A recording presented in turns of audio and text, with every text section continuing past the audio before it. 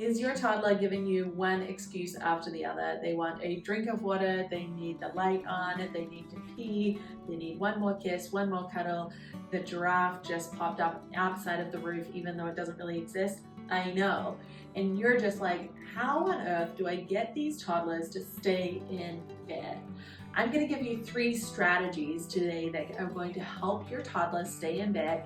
These 3 strategies actually work because they are small bite-sized pieces from Taking on Toddlers, our toddler sleep course that actually works, and you don't need to leave your toddler to cry it out. You don't need to use empty threats. No one needs to get super frustrated. We're actually able to learn to sleep and have 10 to 12 hours of beautiful sleep every night.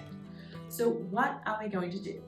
First of all, I want to make sure that when we have our toddler sleeping, that they know that they are going to sleep, they are safe.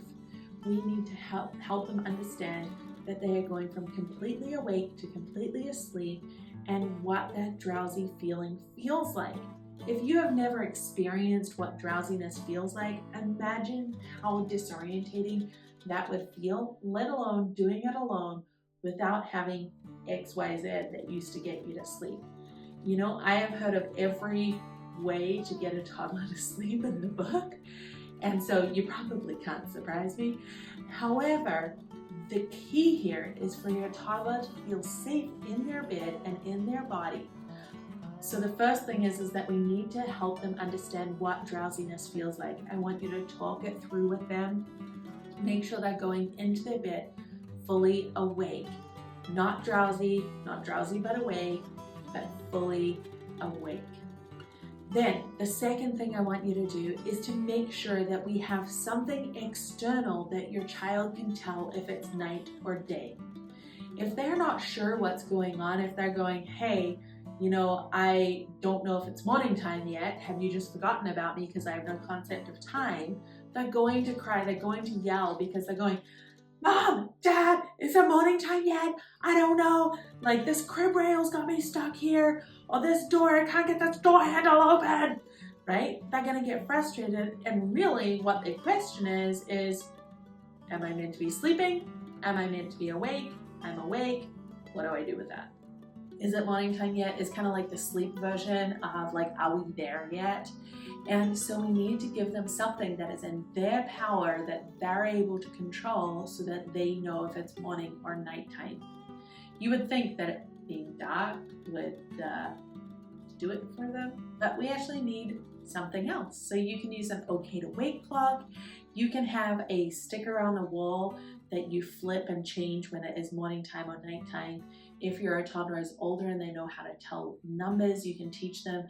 You know, my 5-year-old, first we had an okay to wake clock and they were waiting for the birdies and the light to come on in the morning. And now she waits for the 7.00 before they're allowed to come out of their room. And it's not that we are holding them in a jail, but instead of them saying, hey, these crib rails are what keeps me in bed, or Mom is using bed as a consequence. No, let's look at this and say, is it morning time? Is it nighttime? Yes or no. The third thing that I really want you to focus on is having them actually have the right amount of sleep pressure.